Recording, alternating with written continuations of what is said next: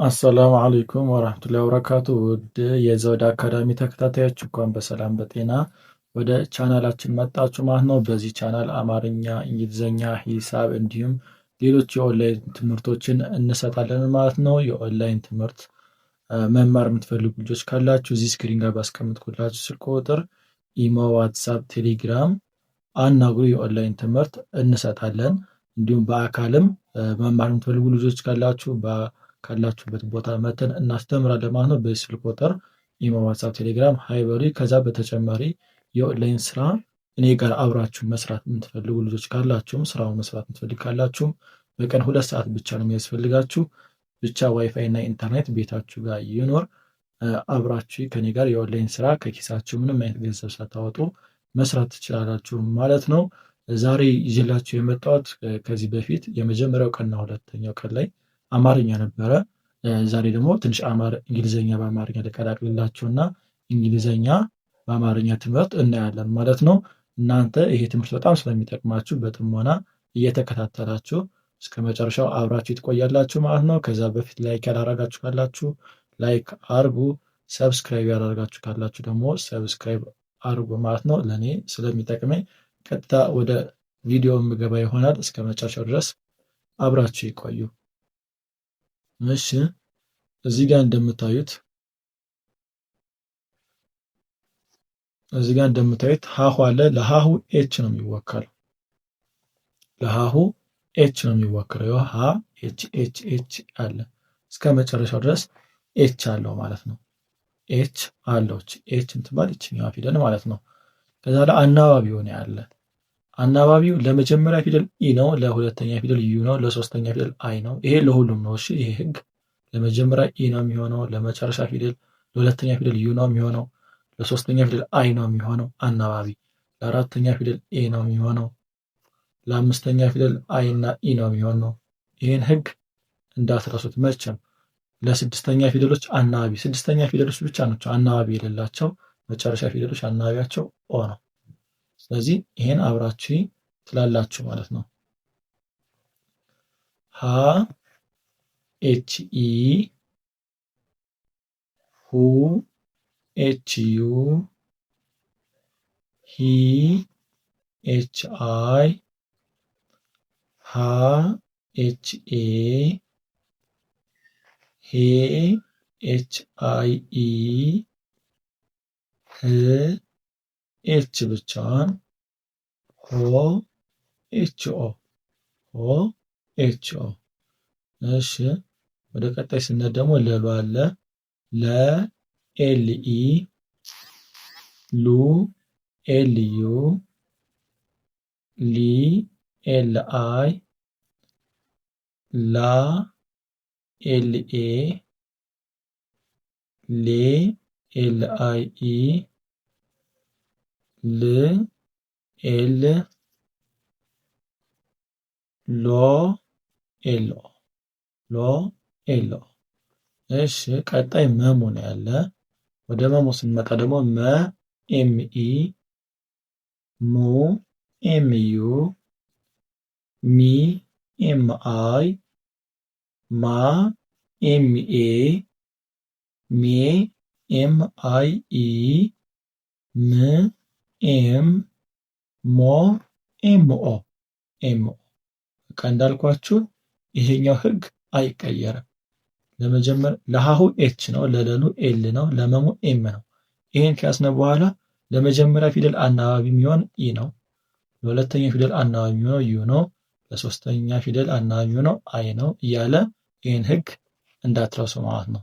ወደ ቀጣዩ ቪዲዮ ስናልፍ ደግሞ እዚህ ጋር ከረ እስከ ሸ አለ ማለት ነው። ይህንም እንየው።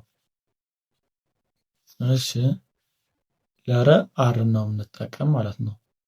ረ አር ኢ፣ አብራችሁ እያላችሁ ሩ አር ዩ፣ ሪ አር አይ፣ ራ አር ኤ፣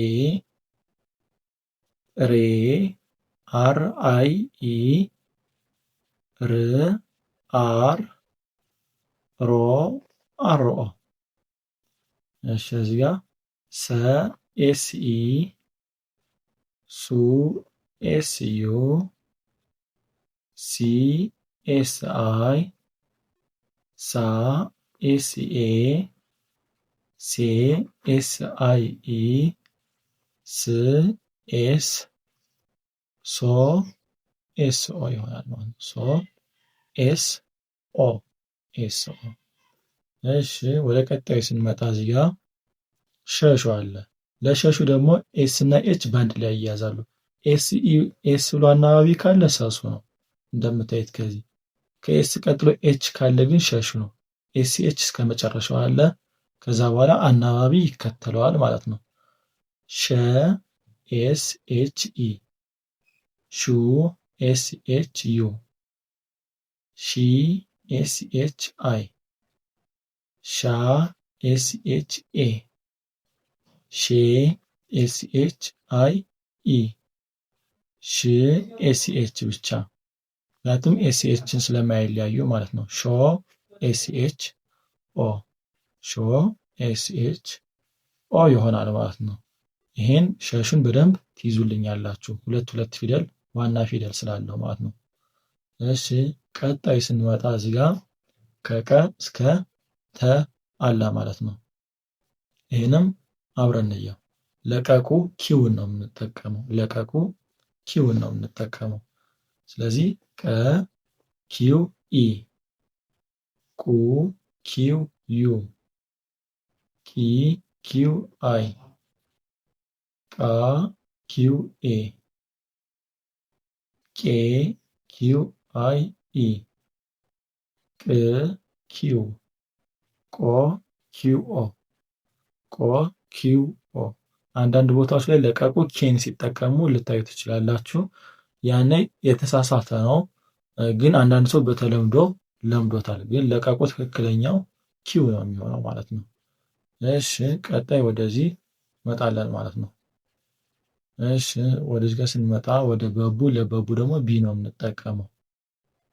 እዚህ ጋር በቢኢ ቡ ቢዩ ቢ ቢአይ ባ ቢኤ ቤ ቢአይ ኢ ቢ ብ ቢ ቦ ቢኦ ቦ ቢኦ ይሆናል ማለት ነው። እሺ ከበቡ ቀጥሎ ማን አለ? ተቱ ተ ቲኢ ቱ ቲዩ ቲ ቲአይ ታ ቲኤ ቴ ቲአይኢ ት ቲ ቶ ቲኦ ይሆናል። ቶ ቲኦ። አሁንም ያን ህግ አልተቀየረም። የትኛው ህግ? ለመጀመሪያ ፊደል አናባቢ የሚሆነው ኢ ነው። ለሁለተኛ ፊደል ዩ ነው የሚለው። ለሶስተኛ ፊደል አይ ነው አናባቢ የሚሆነው። አናባቢ ማለት ከጥጋቸው ያሉ ፊደላቶች ማለት ነው። ለአራተኛ ፊደል ኤ ነው የሚሆነው አናባቢ። ይህን ህግ መርሳት የለባቸው ማለት ነው። ከዛ በተጨማሪ ለቀቁ ዋና ፊደል ኪው ነው። ለበቡ ቢ ነው ዋና ፊደል። ለተቱ ቲ ነው ዋና ፊደል። ይሄ ቪዲዮ ትንሽ ግር ካላችሁ ደግማችሁ ደጋግማችሁ እዩ። ካልሆነ ደግሞ ለመጠየቅ ቢሆንም ቅድም ባስቀምጥላችሁ ቁጥር ኢሞ፣ ዋትስአፕ፣ ቴሌግራም ጋር ሀይ በሉኝ። በደንብ አብራራላችኋለሁ ማለት ነው። ቻናሉ አዲስ ነው የተከፈተው። እናንተ ለሰዎች ሼር በማድረግ አዳርሱት። ቻናሉ በደንብ መታወቅ ስላለበት ለወንድሞቻችን ማወቅ ለሚፈልጉ አማርኛ እና እንግሊዝኛ ማንበብ መጻፍ ለሚፈልጉ ሰዎች እንዲዳረስ ሼር ማድረጋችሁን አትርሱ ማለት ነው። በቀጣይ ቪዲዮ እስክንገናኝ ድረስ ሰላም አላለሁ።